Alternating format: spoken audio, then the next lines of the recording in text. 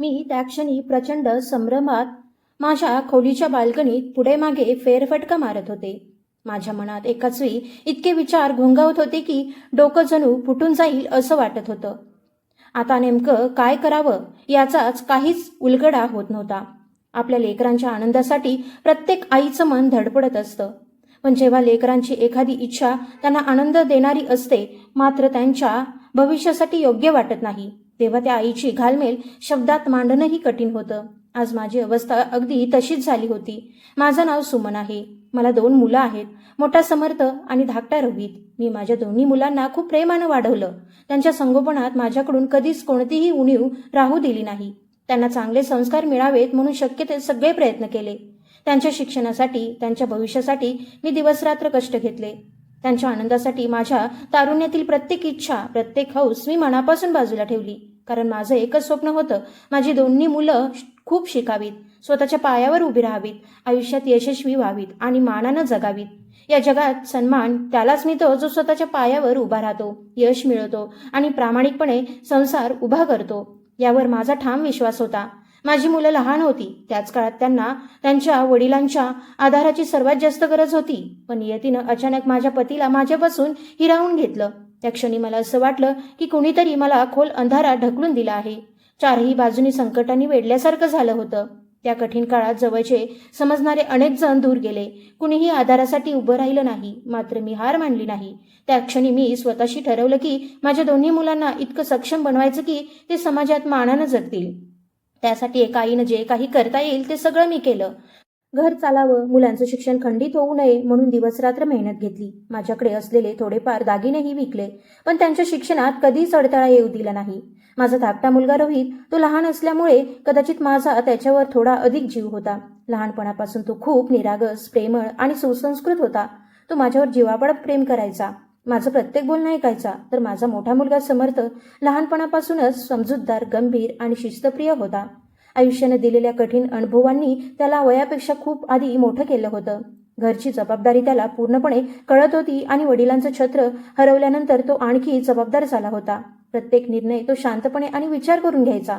माझ्या अनेक वर्षांच्या कष्टांना, त्यागाला आणि प्रार्थनांना देवाने फळ दिलं. समर्थाच्या बुद्धिमत्तेमुळे आणि मेहनतीमुळे थेट एका मोठ्या बहुराष्ट्रीय कंपनीत सॉफ्टवेअर अभियंता म्हणून रुजू झाला. त्याला उत्तम मानधन मिळत होतं. शिक्षणात तो नेहमीच आघाडीवर असायचा. दुसरीकडे रोहितनंही स्वतःच्या जिद्दीवर स्वतःचा उद्योग सुरू केला. ज्या दिवशी दोघेही आपापली पहिली कमाई घेऊन माझ्यासमोर उभे राहिले आणि त्यांनी ते पैसे माझ्या थरथरणाऱ्या हातावर ठेवले, त्या क्षणी मला असं वाटलं की माझ्या आयुष्यभराचा सारा थकवा एका क्षणात नाहीसा झाला. माझ्या मुलांनी त्यांची पहिली कमाई माझ्या हातात ठेवली आणि त्या दिवसापासून आमच्या घराचं नशीब बदलायला सुरुवात झाली. दारिद्र्याची काळी छाया हळूहळू दूर सरकली आणि आमचं आयुष्य सुखी समृद्धीकडे वाटचाल करू लागलं. नातेवाईकांमध्ये आणि समाजात आमच्याकडे पाहण्याचा दृष्टिकोनही बदलला. मला ते दिवस आठवू लागले जेव्हा एखाद्या नातेवाईकांच्या लग्न समारंभात गेल्यावर मला सकाळपासून दूर एका कोपऱ्यात बसवलं जायचं. माझ्या पतीच्या निधनानंतर आमची परिस्थिती इतकी बिकट झाली होती की नातेवाईक तर दूरच, माझे सख्खे भाऊ बहीणसुद्धा आमच्याशी नीट बोलत नव्हते. त्यांना कायम अशी भीती वाटायची की आम्ही त्यांच्याकडे पैशांची किंवा मदतीची मागणी करू. इतकंच काय, अनेकदा आम्हाला लग्न समारंभाचं आमंत्रण सुद्धा दिलं जात नव्हतं. पण काळानं अशी कलाटणी घेतली की प्रत्येक लहान मोठ्या कौटुंबिक समारंभाचं पहिलं आमंत्रण आमच्या घरी येऊ लागलं. मी कुठल्याही समारंभाला गेले की लोक स्वतःहून उठून माझं स्वागत करायचे, आदरानं माझी विचारपूस करायचे.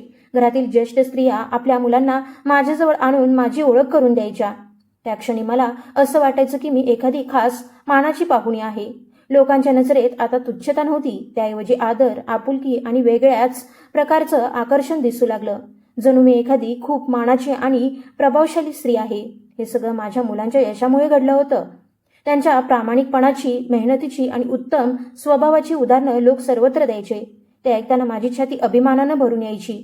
प्रत्येक क्षणी देवाचे मनापासून आभार मानायचे. पण हळूहळू संपत्ती आणि मानसन्मानामुळे माझ्या मनात एक नवी इच्छा निर्माण झाली. कदाचित ती माणसाच्या स्वभावाचाच एक भाग असावा. गरिबीच्या दिवसांनी माझ्या मनावर एक गोष्ट कायमची कोरली होती. या जगात सन्मान फक्त पैसा आणि मोठं स्थान असणाऱ्यांनाच मिळतो, अशी माझी ठाम समजूत झाली होती. म्हणूनच मी मनाशी ठरवलं की माझ्या दोन्ही मुलांची लग्न अतिशय श्रीमंत, प्रतिष्ठित आणि मोठ्या घराण्यातच करायची. म्हणजे आमच्या प्रगतीचा प्रवास आणखी पुढे जाईल. आणखी एक निर्धार मी केला होता. आमच्या गरिबीच्या काळात ज्यांनी आमची साथ दिली नाही त्यांच्या घरची मुलगी मी कधीच माझी सून करणार नव्हते. मी जेव्हा जेव्हा माझ्या मोठा मुलगा समर्थकडे लग्नाचा विषय काढायचे तेव्हा तो फक्त हलकसा हसायचा आणि विषय दुसरीकडे वळवायचा.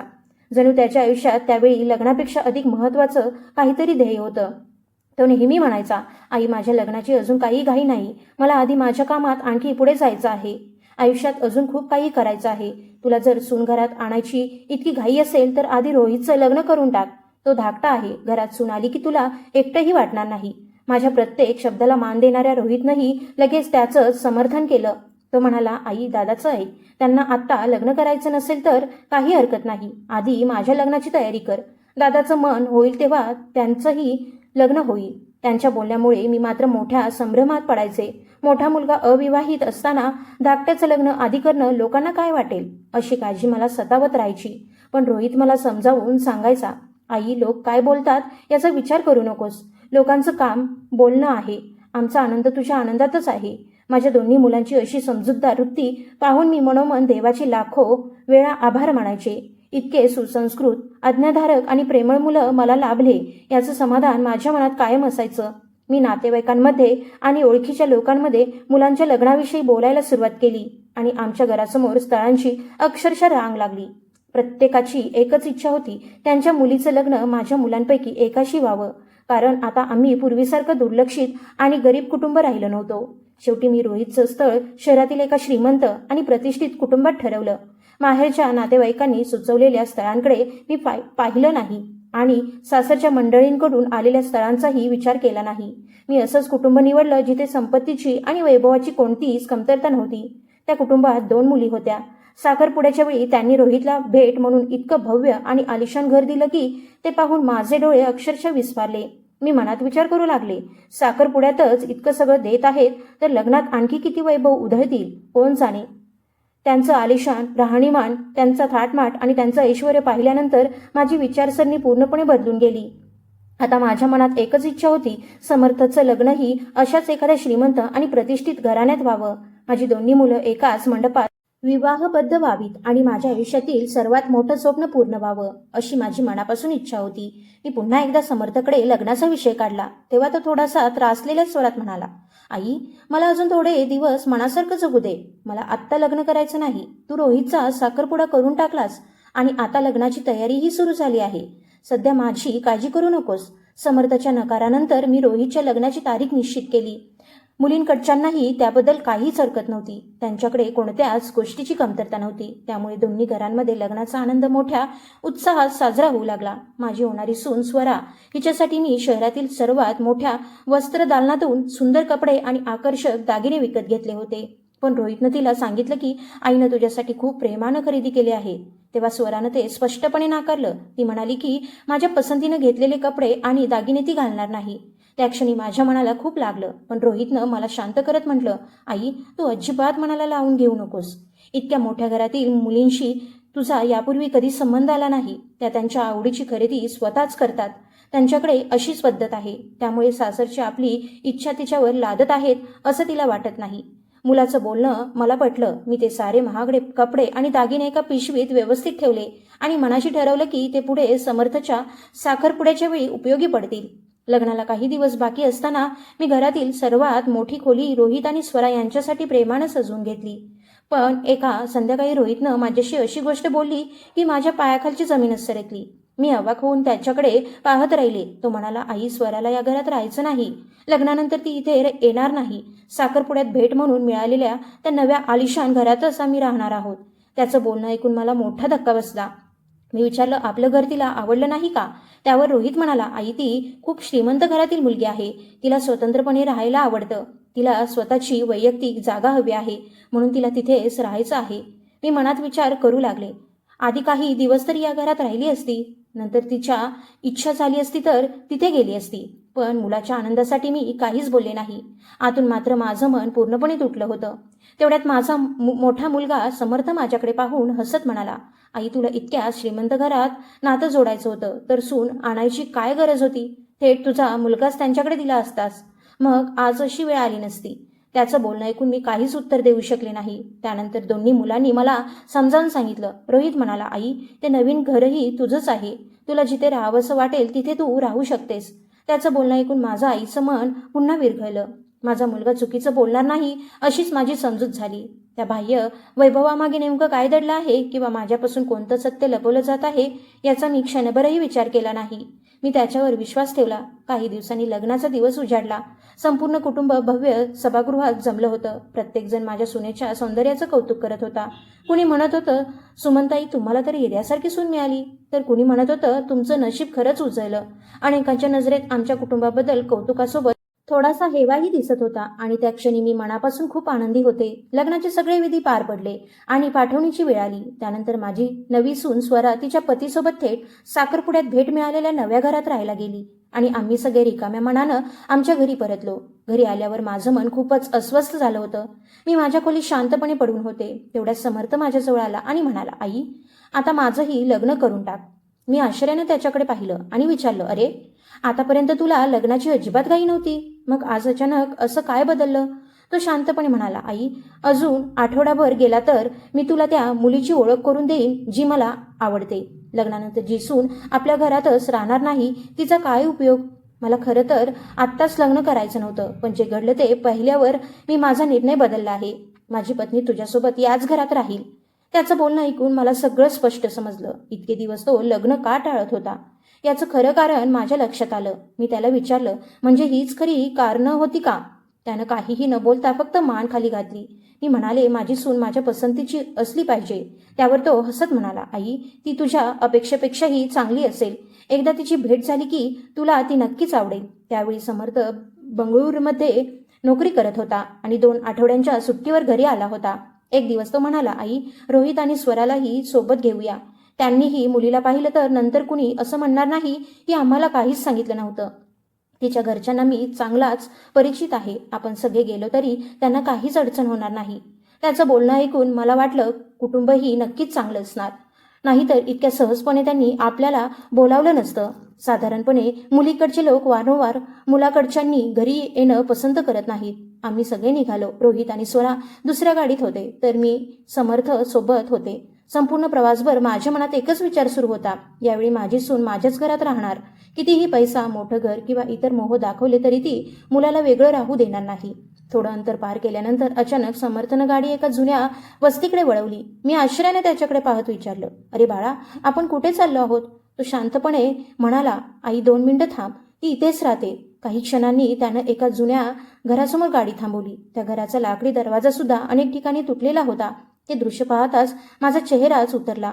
माझ्या होणाऱ्या सुनेसमोर मला स्वतःचीच लाज वाटू लागली. तेवढ्यात मागून रोहितची गाडीही येऊन थांबली, पण स्वरानं स्पष्ट नकार दिला. ती म्हणाली की या गलिच्छ वस्तीत ती गाडीतून उतरायचीही नाही. समर्थीला पुन्हा पुन्हा विनंती करत म्हणत होता, वहिनी, फक्त एकदा आत येऊन भेटून जा.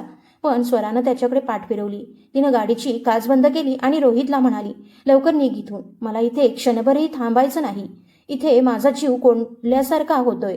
रोहित स्वभावाने इतका साधा होता की त्या क्षणी त्याच्या भावाच्या मनाला किती वेदना होत आहेत हेही त्याच्या लक्षात आलं नाही. समर्थ त्याला वारंवार थांबवत होता, पण रोहितनं लगेच गाडी वळवली आणि तो तिथून निघून गेला. माझीही आज जाण्याची अजिबात इच्छा नव्हती, पण माझ्या मुलाचा उतरलेला चेहरा पाहून माझं मन बदललं. समर्थनं माझा हात अलगद धरला. प्रेमानं मला गाडीतून उतरवलं आणि घरात घेऊन गेला. घर जुनं असलं तरी इतकं स्वच्छ आणि नीटनेटकं होतं की ते पाहून घरातील स्त्रिया किती कष्टाळू आणि सुबकपणे संसार सांभाळणारे असतील याची सहज कल्पना येत होती. आम्हाला एका छोट्याशा खोलीत बसवलं. त्या खोलीत फक्त एक जुना पंखा हळूहळू फिरत होता. मला तर मोठ्या आणि सर्व सुखसोयी असलेल्या घरात राहायची सवय झाली होती. त्यामुळे तिथली उकाड्याची हवा मला अजिबात सहन होत नव्हती. मला सतत घुसमटल्यासारखं वाटत होतं आणि माझा रागही वाढत चालला होता. समर्थ अधूनमधून माझा हात हलकेच दाबून मला शांत राहण्याचा इशारा करत होता. मी त्याच्याकडे पाहिलं की तो हात जोडून नजरेनंच विनंती करायचा, आई, कृपया काहीही बिघडू देऊ नकोस. तेवढ्यात त्या मुलीची आई आत आली. त्या वयस्कर आणि अतिशय साध्या स्वभावाच्या दिसत होत्या. त्या आमच्याजवळ येऊन बसल्या आणि शांतपणे गप्पा मारू लागल्या. गप्पा मारता मारता त्या म्हणाल्या की त्यांना एकुलती एक मुलगी आहे. त्यांच्या पतीचं निधन अनेक वर्षांपूर्वी झालं होतं. त्यानंतर त्यांनी खूप कष्ट करून आपल्या मुलीला शिकवलं, मोठं केलं आणि चांगले संस्कार दिले. त्यांच्या बोलण्यावरून मी मनाशी विचार केला जे काही असेल ते असू दे. मुलगी स्वभावानं चांगली असेल तर पुढे विचार करता येईल.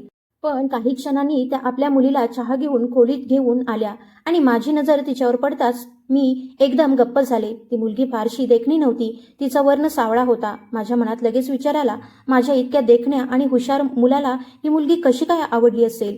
मला तर असंच वाटू लागलं की या मायलेकींनी मिळून माझ्या अभियंता मुलाला आपल्या बोलण्यात गुंतवलं असावं. त्यांनी आमच्यासमोर चहा आणि खाऊ ठेवला, पण माझी काहीच खाण्याची इच्छा नव्हती. मी लगेच उठले आणि म्हणाले, आता आम्ही निघतो. माझ्या त्या वागण्यामुळे समर्थलाही त्यांची वारंवार माफी मागावी लागली. त्या वयस्कर स्त्रीही समर्थला प्रेमानं बाळा म्हणत होत्या. मी बाहेर पडायला लागले तेव्हा त्यांच्या चेहऱ्यावरचं हसूही विरलं. समर्थ त्यांना अगदी स्वतःच्या आई इतकाच मान देत होता. गाडीत बसताच मी समर्थवर राग काढायला सुरुवात केली. मी म्हणाले, एकतर तू मला अशा ठिकाणी घेऊन आलास आणि त्यात ही मुलगी तुझ्या अजिबात योग्य नाही. ती खूप देखणी असती तरी मी एकदा विचार केला असता, पण आता आयुष्यभर लोक बोलत राहतील की सुमन कशी सून घेऊन आली. एका बाजूला स्वरा आहे, जणू चंद्रासारखी देखणी, आणि दुसऱ्या बाजूला ही मुलगी. मी कोणत्याही परिस्थितीत या नात्याला संमती देणार नाही. समर्थ मला पुन्हा पुन्हा समजावत होता. तो म्हणाला, आई, ती खूप समजूतदार आहे. कदाचित ती वहिनीसारखी देखणी नसेल, पण तिचं मन खूप सुंदर आहे. ती तुझी मनापासून काळजी घेईल, तुझी सेवा करेल. पण मी माझा निर्णय बदललाच नाही.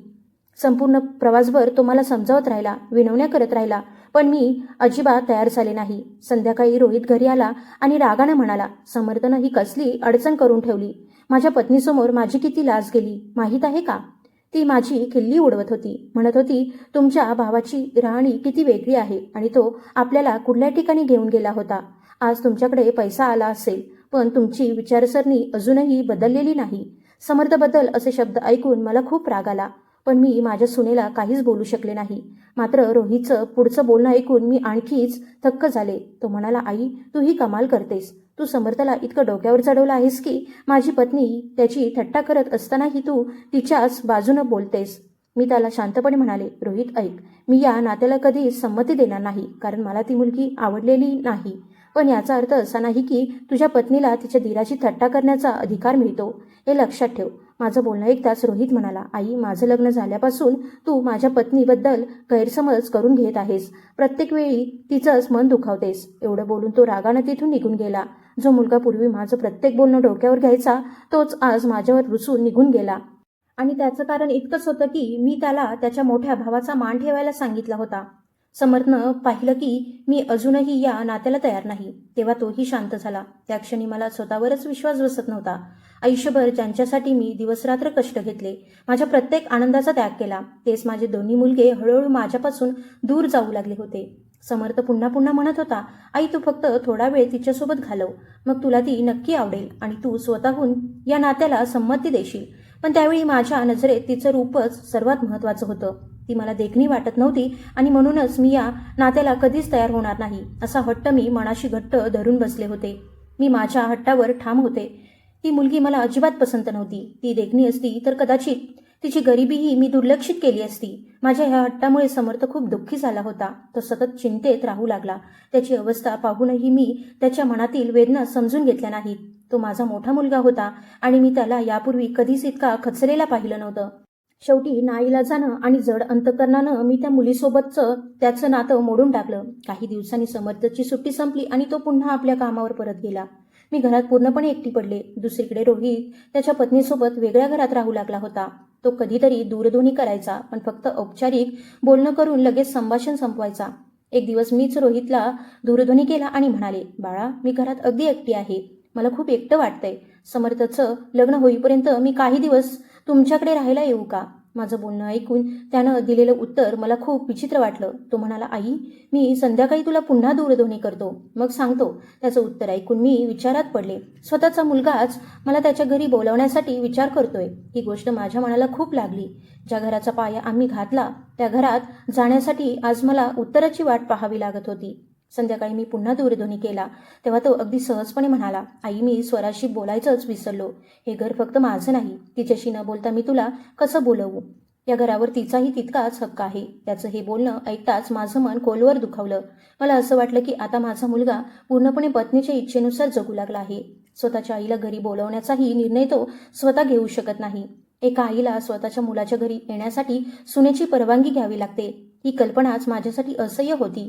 त्याच क्षणी मला समर्थचं बोलणं आठवलं. तो म्हणाला होता, लग्नानंतर मुलगा हळूहळू आईपासून दूर जातो. त्यानंतर मी रोहितला पुन्हा दूरध्वनी केला नाही. मात्र दुसऱ्याच दिवशी तो स्वतः मला न्यायला आला. मी गाडीत बसताच रागानं त्याला म्हणाले, तुला अजिबात लाज वाटत नाही का?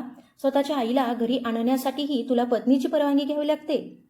त्यावर रोहितही शांतपणे म्हणाला, मग माझं लग्न इतक्या श्रीमंत घरात तूच का लावून दिलंस? हे घर तिच्या नावावर आहे, त्यामुळे मला तिला आज विचारावं लागतं. आता माझं आयुष्य तिच्यासोबत जोडलेलं आहे. मी तिला सोडूनही जाऊ शकत नाही. उद्या मी आजारी पडलो तर माझी काळजी कोण घेणार? त्याचं बोलणं ऐकून माझ्याकडे काहीच उत्तर नव्हतं.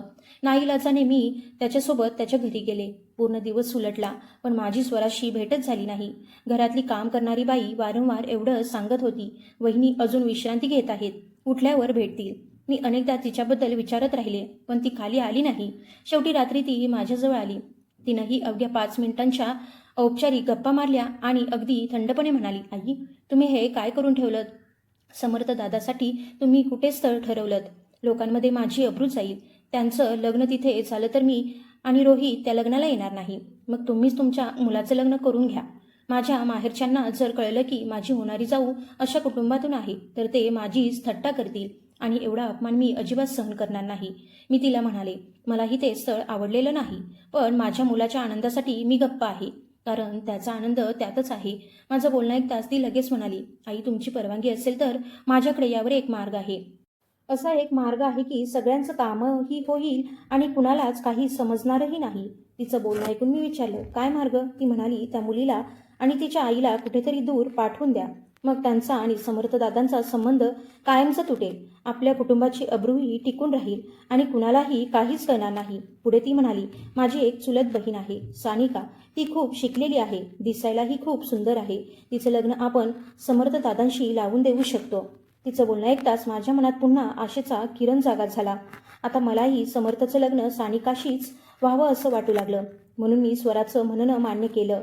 अवघे 3 दिवस झाले असतील तेवढ्यात समर्थचा दूरध्वनी आला. तो चिंताग्रस्त स्वरात म्हणाला, आई, माझा मोहिनीशी काहीच संपर्क होत नाही. तिचा दूरध्वनी बंद लागतोय.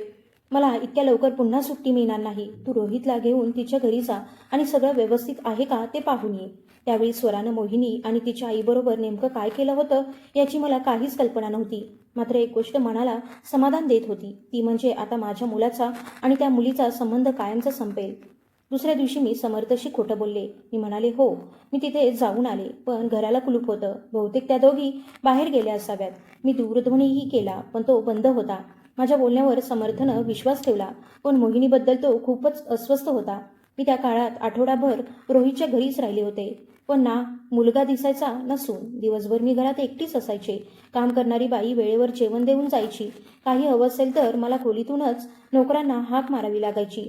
सततच्या एकटेपणानं माझं मन अगदी कंटाळून गेलं होतं. महिनाभरानंतर समर्थ सुट्टीवर घरी आला आणि मला परत आपल्या घरी घेऊन आला. स्वतःच्या घरी परतल्यावर मला थोडं बरं वाटलं. सुट्टीत त्यानं मोहिनीचा खूप शोध घेतला. जिथे शक्य होतं तिथे चौकशी केली, पण तिचा काहीच मागमूस लागला नाही. समर्थ अनेकदा माझ्या मांडीवर डोकं ठेवून रडायचा. तो म्हणायचा, आई, माझं आयुष्य उद्ध्वस्त झालं. त्याला असं रडताना पाहून माझंही मन हेलावून जायचं. पण त्याचं दुःख समजून घेण्याऐवजी मी त्यालाच म्हणाले, बाळा, ती चांगली मुलगी असती तर तुला काही न सांगता अशी निघून गेली नसती. मला तर सुरुवातीपासूनच ती काहीतरी वेगळी वाटत होती. समर्थनं तिचा पुन्हा शोध घेतला, पण ती कुठेच सापडली नाही. सुट्टी संपताच तो पुन्हा कामावर गेला. मात्र त्यानं आपल्या ओळखीच्या मित्रांनाही मोहिनीचा शोध घ्यायला सांगितलं होतं. 3 महिने उलटून गेले तरी मोहिनीचा काहीच पत्ता लागला नाही. त्यामुळे समर्थ पूर्णपणे खचून गेला. एक दिवस तो दूरध्वनीवर अक्षरशः रडत होता. त्याचा आवाज ऐकून माझ्याही डोळ्यात पाणी आलं. मी त्याला म्हणाले, बाळा, माझी तयारी होती तुझं लग्न मोहिनीशी लावून द्यायची, पण ती स्वतःच्या इच्छेनं कुठेतरी निघून गेली असेल तर त्यात कुणाचाच काय दोष आणि यामध्ये माझी तरी काय चूक आहे? मी तर रोहितच्या घरी एखाद्या निराधार माणसासारखी पडून आहे. मला वाटतं मोठी सून घरात यावी, म्हणजे मलाही आधार मिळेल. शेवटी मी समर्थला सानिकाशी लग्न करण्यासाठी तयार केलं. समर्थ आणि सानिकाचं लग्न झालं. ती इतक्या मोठ्या देणग्या घेऊन आली की संपूर्ण परिसरात त्याची चर्चा सुरू झाली. समर्थला भेट म्हणून एक आलिशान मोटारही मिळाली. सगळे माझं खूप कौतुक करत होते. माझी नवी सूनही अतिशय देखणी होती. माझ्या दोन्ही मुलांची लग्न श्रीमंत घराण्यात झाली आणि त्यांचं आयुष्य सुखात गेलं असं मला मनापासून वाटत होतं. पण स्वराचा स्वभाव आधीपासूनच अलिप्त होता आणि लग्नानंतर अवघ्या 2 आठवड्यात सानिकानंही तिचा खरा स्वभाव दाखवायला सुरुवात केली. तीही स्वरासारखीच गर्विष्ठ निघाली. त्याच काळात समर्थला त्याच्या कंपनीकडून एक अतिशय मोठी संधी मिळाली. वर्षभर अमेरिकेत जाऊन काम करण्याची संधी त्याला देण्यात आली. त्याच्या आयुष्यासाठी आणि कारकिर्दीसाठी ती फार मोठी पायरी होती. त्यामुळे तो लगेच अमेरिकेला रवाना झाला. आम्हालाही सानिकाला त्याच्यासोबत पाठवायचं होतं, पण तिचा प्रवेश परवाना वेळेत मिळाला नाही. त्यामुळे नाईलाजानं तिला इथेच राहावं लागलं. समर्थ अमेरिकेला गेल्यापासून सानिकानं तिचा खरा स्वभाव उघडपणे दाखवायला सुरुवात केली. ती अतिशय आखूड कपडे घालायची, खूप गडद रंगसाज करायची आणि उंच टाचेच्या चपला घालून घराबाहेर पडायची. माझी अवस्था अशी झाली होती की तिला कुठे जातेस, कधी परत येशील असं साधं विचारायचं धाडसही माझ्यात उरलं नव्हतं. ती जवळजवळ रोजच अशाच प्रकारे बाहेर जायची आणि रात्री 2-3 वाजल्याशिवाय घरी परतायची नाही. तिची काळजी वाटायची म्हणून मी रात्रभर जागी राहायचे. तेव्हाच माझ्या लक्षात आलं की तिला न्यायला वेगवेगळे तरुण यायचे आणि तेच तिला पुन्हा घरी सोडून जायचे. हे सगळं पाहून माझं मन फार दुःखी व्हायचं. मी समर्थशी थेट काही बोलले नाही, पण बोलता बोलता त्याला इतकंच सुचवलं की काहीही करून सानिकाला लवकर अमेरिकेत आपल्या जवळ घेऊन जा. मात्र त्याचे सगळे प्रयत्न निष्फळ ठरले. मला इतकं अस्वस्थ पाहून समर्थ म्हणाला, आई, फक्त 1 वर्षाचाच तर प्रश्न आहे. मी वर्षातून 2दा सुट्टीवर घरी येणारच आहे. हे 1 वर्ष कसं निघून जाईल ते कळणारही नाही. तू एवढी काळजी का करतेस? त्याच्या त्या प्रश्नावर मी शांत झाले. कारण खरं कारण मी त्याला सांगितलं असतं तर दोष मलाच मिळाला असता. ही सून मीच त्याच्यासाठी पसंत केली होती. त्यामुळे मी त्याच्यापासून सगळं लपवलं. पण एक दिवस इथल्या त्याच्या एका मित्रानं समर्थला दूरध्वनी करून सगळं खरंच सांगितलं. त्यानंतर समर्थ आणि सानिकामध्ये मोठा वाद झाला. त्यावेळी मी माझ्या खोलीत बसून नामस्मरण करत होते. तेवढ्यात सानिका संतापानं माझ्या खोलीत आली आणि म्हणाली, आई, या वयात तरी देवाची भीती बाळगा. माझ्याविषयी तक्रारी करून माझ्या नवऱ्याचे कान का भरता? हातात जपमाळ घेऊन माझ्याविरुद्ध डाव रचायला तुम्हाला लाज वाटत नाही का? तिचं बोलणं ऐकून मी स्तब्ध झाले. माझ्या कानांवर विश्वासच बसत नव्हता. मी काहीच उत्तर दिलं नाही, तर ती आणखी उद्धटपणे बोलू लागली. तिनं मला उघडपणे धमक्या दिल्या. इतकंच नव्हे तर माझ्यावर हात उगारायलाही ती पुढे सरसावली. मी घाबरून गेले. मी वारंवार तिला सांगत होते की मी काहीच बोलले नाही, पण ती काही ऐकून घ्यायलाच तयार नव्हती. इतक्यात समर्थ अचानक घरी आला. बहुतेक पत्नीच्या वागण्याबद्दल समजताच तो तातडीनं परत आला असावा. त्यानं हे सगळं स्वतःच्या डोळ्यांनी पाहिलं आणि संतापून सानिकाला घर सोडून जाण्यास सांगितलं. मला दोष देत, शाप देत सानिका तिचं सामान घेऊन निघून गेली. समर्थ पूर्णपणे अस्वस्थ झाला होता. ही गोष्ट स्वराला समजताच तिनं रोहितचे कान भरायला सुरुवात केली. ती म्हणाली, तुझ्या भावानं माझ्या चुलत बहिणीचा खूप अपमान केला आहे आणि त्यामागे तुझ्या आईचाच हात आहे. संध्याकाळी रोहित घरी आला आणि काहीही विचार न करता उलट मलाच दोष देऊ लागला.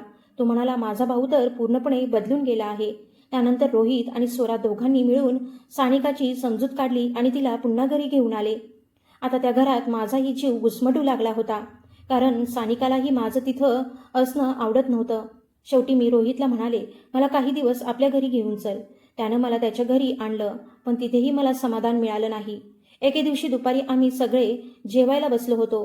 तेव्हा स्वरा जेवण असताना म्हणाली, आई, या वयात तरी देवाची आठवण ठेवा. सतत तक्रारी करणं आता थांबवा. आमचं आयुष्य का उद्ध्वस्त करत आहात? तिचं बोलणं ऐकून मी थक्क झाले, कारण मी कुणाबद्दल एक शब्दही बोलले नव्हते. ती आणखी कठोर आवाजात म्हणाली, माझं आयुष्य मी माझ्या पद्धतीनं सांभाळू शकते, पण माझ्याविषयी तक्रारी करण्याचं धाडस तुम्ही कसं काय करता? देवासाठी तरी सानिकाला तिच्या मनाप्रमाणे जगू द्या. माझा मुलगा रोहित माझ्यासमोरच बसला होता. त्यानं सगळं ऐकलं, सगळं पाहिलं, पण स्वतःच्या पत्नीला एवढं सुद्धा म्हणण्याचं धैर्य त्याच्यात नव्हतं की माझ्या आईशी असा आवाज चढवून बोलू नकोस. त्यानं एकदाही तिची समजूत काढली नाही. माझ्या स्वतःच्या पसंतीनं मी दोन्ही मुलांची लग्न श्रीमंत घराण्यात लावून दिली होती. या दोन्ही घरांच्या सुखासाठी मी आयुष्यभर कष्ट केलं होते. पण कटू सत्य असं होतं की आता त्या दोन्ही घरांपैकी एकाही घरात माझ्यासाठी जागा उरली नव्हती. माझ्याच पसंतीनं घरात आलेल्या दोन्ही सुना आता माझा तिरस्कार करू लागल्या होत्या. त्यांना वाटायचं की मी त्यांच्या विरोधात माझ्या मुलांचे कान भरते आणि त्यांच्या संसारात वाद निर्माण करते. त्यामुळे दोघांपैकी कुणीही माझ्याशी मनापासून बोलत नव्हतं. समर्थ अजूनही माझ्याशी नीट बोलायचा, पण त्याच्या मनातही हळूहळू संशय निर्माण होऊ लागला होता. माझी स्वतःची मुलं आतून तुटत चालली होती. आता मात्र मला समजायला लागलं होतं की पैशाच्या मोहानं माझ्या घराचं सुख हिरावून घेतलं होतं. माझ्याच हाताने मी माझा संसार उद्ध्वस्त केला होता. रोहितच्या घरी येऊन मला दुसरा दिवस उजाडला होता. अचानक माझं मन खूप अस्वस्थ झालं, म्हणून मी बाहेर अंगणात जाऊन बसले. मी आणि रोहित घराच्या ओसरीवर बसून चहा घेत होतो. स्वरा काही कामानिमित्त बाहेर गेली होती. त्यावेळी अचानक माझ्या मनात साचलेलं सगळं दुःख मुलासमोर व्यक्त करावंसं वाटलं. माझ्या डोळ्यातून अश्रू सतत वाहत होते. मी रडत रडत त्याला म्हणाले, बाळा, मी तुम्हा दोघांना किती संकटांशी झुंज देत मोठं केलं आहे. आज जर मी समर्थच्या घरी गेले तर तिथेही प्रत्येक गोष्टीवर वाद निर्माण होतो आणि इथे तुझ्याकडे आले तर तू इतका असह्य झालायस की पत्नी चुकीची वागत असली तरी तिला थांबवण्याचं धाडस तुझ्यात उरलेलं नाही. ती तुझ्या आईशी कसंही वागली तरी तू एक शब्दही बोलत नाहीस. मी पुढे म्हणाले, रोहित, मी तुला असं म्हणत नाही की पत्नीवर अन्याय कर, पण एखादी गोष्ट चुकीची आहे आणि ती तुलाही चुकीची वाटत असेल तर तिचा नवरा म्हणून तिला समजावून सांगणं ही तुझी जबाबदारी नाही का? मी माझ्या मनातलं सगळं त्याला सांगत होते, पण मला अजिबात कळलंच नाही की स्वरा केव्हा मागून येऊन उभी राहिली होती आणि आमचं सगळं बोलणं ऐकत होती. ती संतापानं थरथरत माझ्याजवळ आली. रागाच्या भरात तिनं माझा हात इतक्या जोरात पकडला की तिची नखं माझ्या हातात खोलवर रुतली. वेदनेनं माझ्या तोंडून किंकाळी बाहेर पडली.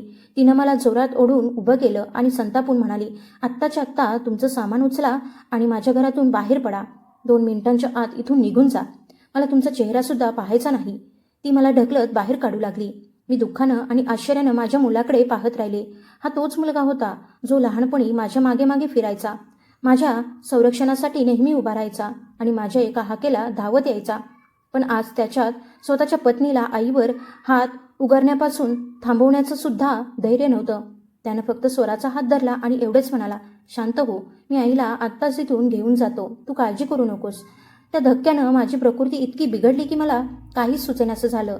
माझी काहीच चूक नसताना माझा एवढा अपमान झाला की माझं थोडंसं सामानही मला नीट उचलता येईना. माझा रक्तदाब इतका वाढला की रोहित मला थेट दवाखान्यात घेऊन गेला. काही वेळानंतर मला शुद्ध आली तेव्हा तो अतिशय हदबल आवाजात म्हणाला, आई, मी स्वराच्या वडिलांकडून 1,00,000 रुपये घेऊन माझ्या व्यवसायात गुंतवले आहेत. आज जर माझं तिच्याशी नातं बिघडलं तर माझं सगळंच संपेल. म्हणून मी माझ्या पत्नीच्या विरोधात जाऊ शकत नाही. आई, माझी अडचण समजून घे. मला तिची समजूत काढावीच लागेल. त्याचं बोलणं ऐकून मी स्वतःच थक्क झाले, कारण हीच शिकवण मी कधी काळी माझ्या मुलाला दिली होती. श्रीमंत घरात लग्न कर म्हणजे आयुष्य बदलेल, घराची परिस्थिती सुधारेल. त्या क्षणी समर्थ अमेरिकेत होता.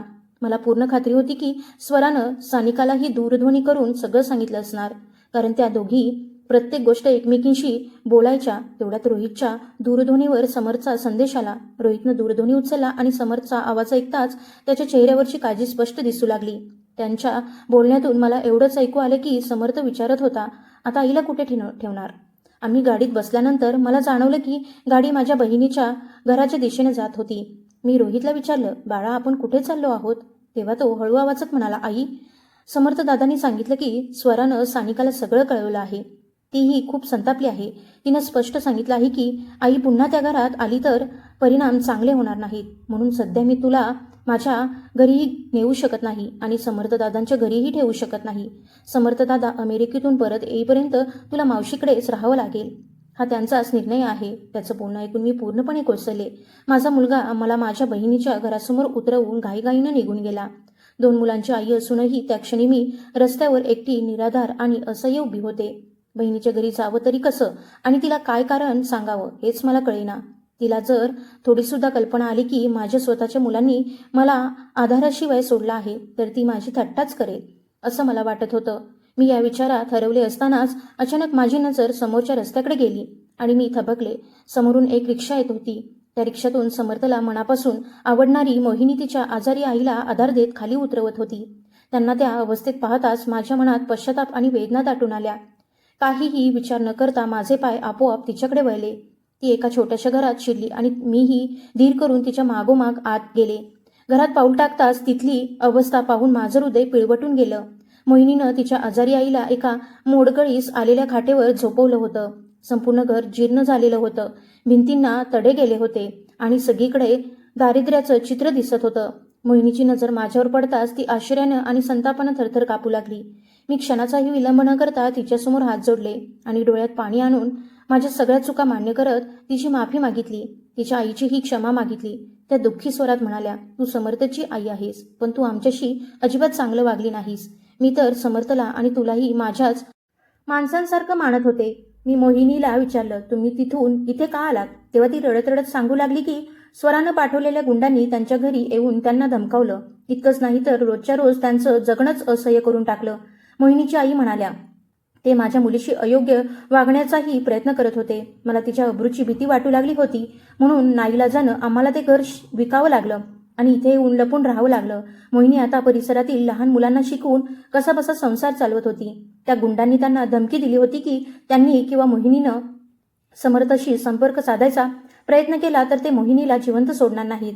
हे सांगताना तिच्या आईच्या डोळ्यांतून अश्रू वाहू लागले. त्या रडत म्हणाल्या, माझ्या मुलीचं लग्नाचं वय निघून चाललं आहे आणि मी आजारी पडून तिच्यावर ओझं झाले आहे. इतक्यात मोहिनी तिच्या आईसाठी चहा घेऊन आली. मी पुन्हा एकदा तिची मनापासून माफी मागितली आणि हळू आवाजात म्हणाले, मोहिनी, तुझा दूरध्वनी मला 2 मिनिटांसाठी देशील का? मला समर्थशी बोलायचं आहे. माझं बोलणं ऐकताच मोहिनी घाबरून गेली. ती काळजीच्या स्वरात म्हणाली, मी माझ्या दूरध्वनीवरून तुम्हाला समर्थशी बोलू देऊ शकत नाही. मला पुन्हा कोणत्याही संकटात अडकायचं नाही. मी तिचा हात हलकेच धरला आणि तिला धीर देत म्हणाले, मोहिनी, अजिबात घाबरू नकोस. आता काहीच वाईट होणार नाही. जे काही वाईट व्हायचं होतं ते आधीच झालं आहे.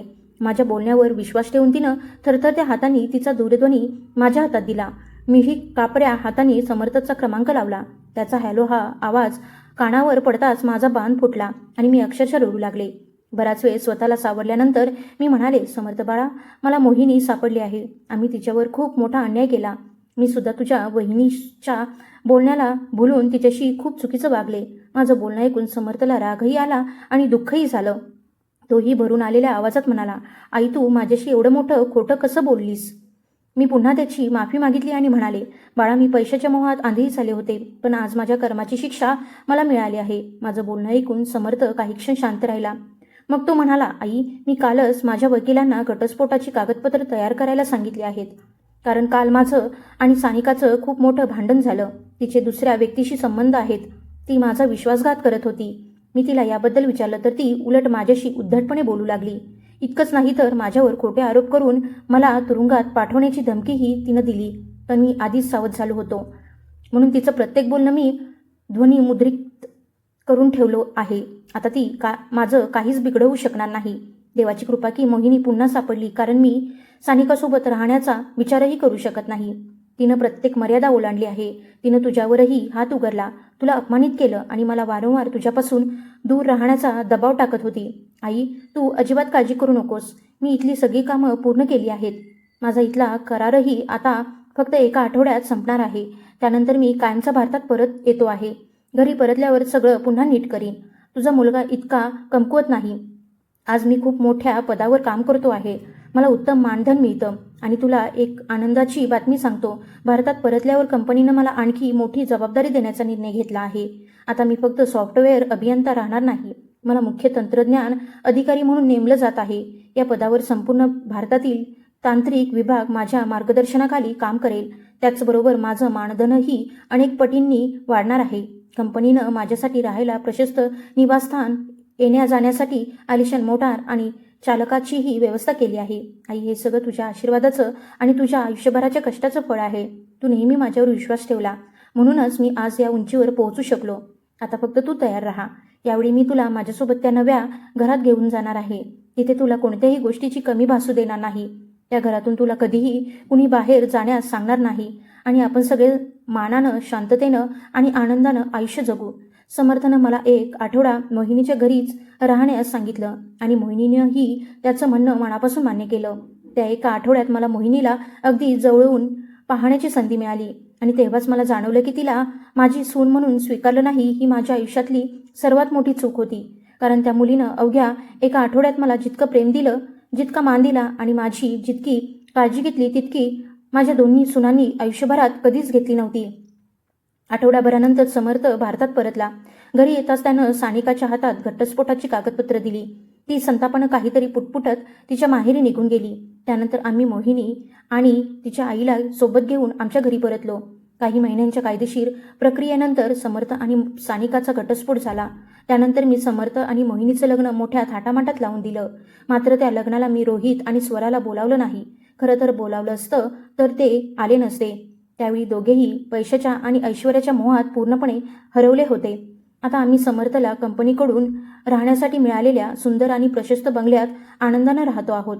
मोहिनी माझ्यावर अगदी स्वतःच्या आईसारखंच प्रेम करते.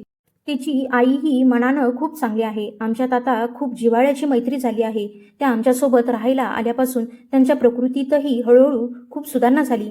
खरंच कुटुंबाचा आधार माणसाला नव्यानं जगण्याची उमेद देतो. आपल्या माणसांचं प्रेम आणि साथ मिळाली की कोणत्याही संकटाशी आणि आजाराशी लढण्याची ताकद आपोआप निर्माण होते. बंगळुरूमध्ये आल्यापासून आम्ही सगळे खूप सुखात आहोत. देवाच्या कृपेनं समर्थ आणि मोहिनीला एक गोंडस मुलगाही झाला. त्याच्या आगमनानं आमच्या आयुष्यात आनंदाचे नवे रंग भरले. रोहीचा कधीतरी लपून छपून दूरध्वनी येतो. तो आजही पत्नीच्या दबावाखाली जगतो आहे आणि आतून सतत घुसमटत राहतो. जी पत्नी कधीकाळी त्याला खूप आवडायची, तिच्याच वागण्याचा त्रास आता त्यालाच सहन करावा लागत आहे. ती जशी इतरांशी वागायची तसंच आज त्याच्याशीही वागते. त्यामुळे स्वरासोबत राहणं त्याच्यासाठी दिवसेंदिवस कठीण होत चाललं आहे. तरीही मुलांच्या भविष्यासाठी तो हे नातं तोडण्याचं धाडस करू शकत नाही. स्वरामुळेच त्याला आमच्याकडे येताही येत नाही. तो अनेकदा रडत रडत म्हणतो, आई आता तुमची खूप आठवण येते. हे सगळं मला आधीच समजलं असतं तर किती बरं झालं असतं. अशा स्वभावाच्या मुलीशी लग्न केलं नसतं तर आज आयुष्य वेगळंच असतं. त्याची अवस्था पाहिली की माझं मन भरून येतं. शेवटी मी एक आई आहे. मुलाचं दुःख पाहून मला वेदना होतातच.